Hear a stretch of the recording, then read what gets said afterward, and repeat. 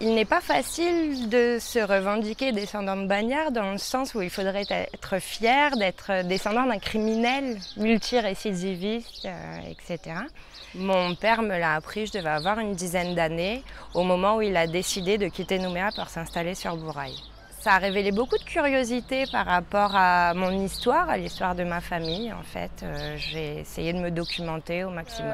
Quelques années après être venue à Bourail, nous avons déménagé dans l'ancien pénitencier des hommes. Et c'est vrai que vivre dans une ancienne prison, une prison du bagne, qui a été construite par les bagnards pour eux-mêmes en fait, réveille énormément de curiosité. Mon ancêtre s'appelait Camille Baucher, multirécidiviste. Il a été condamné en Savoie en 1879 à 12 ans de travaux forcés en Nouvelle-Calédonie. C'est une histoire faite de violence. Les bagnards ont énormément souffert. Déjà, eux, condamnés, étaient initiateurs de violence puisque condamnés, même si certains disent parfois pour pas grand-chose, certes. D'autres pour plus de choses que ça quand même aussi.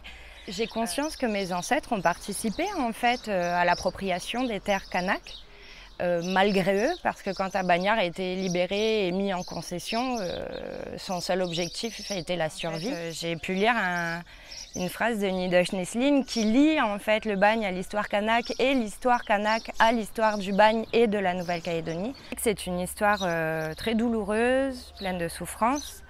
Je pense que notre génération, grâce au travail de la génération précédente, en fait, qui était en recherche de ses origines, qui avait besoin de se comprendre aussi certainement, c'est plus facile pour notre génération d'en parler. Je n'ai pas honte de dire que je suis descendante de Bagnard. Je sais que je ne peux pas payer pour les erreurs de mes ancêtres. Je suis fière aussi de pouvoir dire que j'appartiens à cette terre parce que mes ancêtres ont appartenu à cette terre. Et j'ai beaucoup d'humilité et de respect vis-à-vis du peuple qu'on est devenu, en fait, un peuple métissé, un peuple qui se cherche aussi parce que certaines de ces histoires ont été tues. J'espère qu'il va se trouver. Alors mon père avait toutes les collections du mémorial calédonien à la maison, le mémorial de la mine.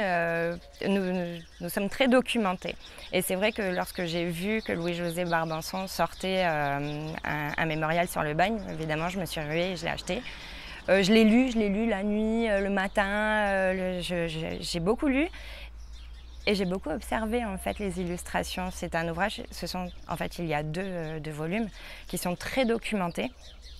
Et grâce au travail de toutes ces personnes que vraiment je remercie en fait, nous en connaissons beaucoup plus maintenant sur notre histoire.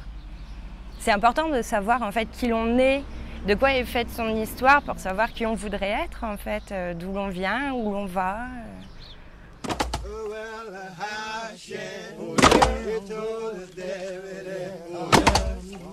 Go out.